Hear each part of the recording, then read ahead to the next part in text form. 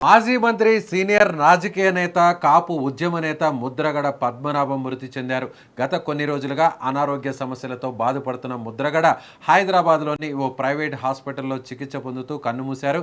ముద్రగడ ఇక లేరు అనే చేదు నిజాన్ని ముద్రగడ అభిమానులు, సీనియర్ రాజకీయ నేతలు జీర్ణించుకోలేకపోతున్నారు. ఈ నేపథ్యంలో ఆయన మృతి పట్ల ఆంధ్రప్రదేశ్ ఉప ముఖ్యమంత్రి పవన్ కళ్యాణ్ స్పందించారు. ముద్రగడ ఆత్మకు శాంతి చేకూరాలని భగవంతుని ప్రార్థిస్తున్నట్లు తెలిపారు.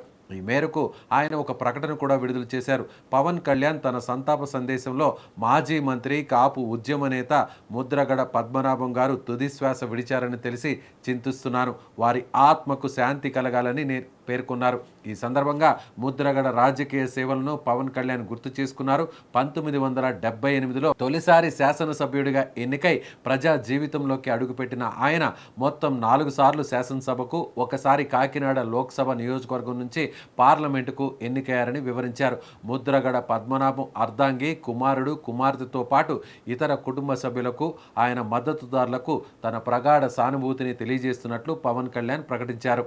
1978లో తొలిసారిగా శాసనసభ్యుడిగా ఎన్నికై ప్రజా జీవితంలోకి అడుగుపెట్టిన ముద్రగడ పద్మనాభం ఇప్పుడు ప్రజాపక్షాన్ని నిలిచారు. మొత్తం 4 సార్లు శాసనసభకు, ఒకసారి కాకినాడ లోక్సభ నియోజకవర్గం నుంచి పార్లమెంటుకు ఎన్నికై ప్రజల గొంతుగ్గా మారారు. మంత్రిగా బాధ్యతలు నిర్వహించిన సాధారణ నాయకుడుగానే ఉన్న ఆయన శ్వాస, ధ్యాస అంతా ప్రజల సంక్షేమమే. ముఖ్యంగా కాపు సామాజిక వర్గ హక్కుల కోసం ఆయన చేసిన పోరాటాలు, ఆమరణ నిరాహార దీక్షలు ఆంధ్రప్రదేశ్ రాజకీయ చరిత్రలో ఎప్పటికీ మర్చిపోలేని అధ్యాయాలు.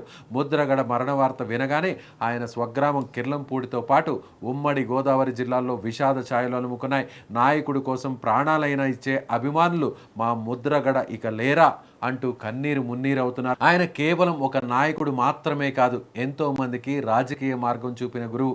కష్టాల్లో ఉన్న వారికి కొండంత అండ అంటూ అభిమానులు ఆవేదన వ్యక్తం చేస్తున్నారు.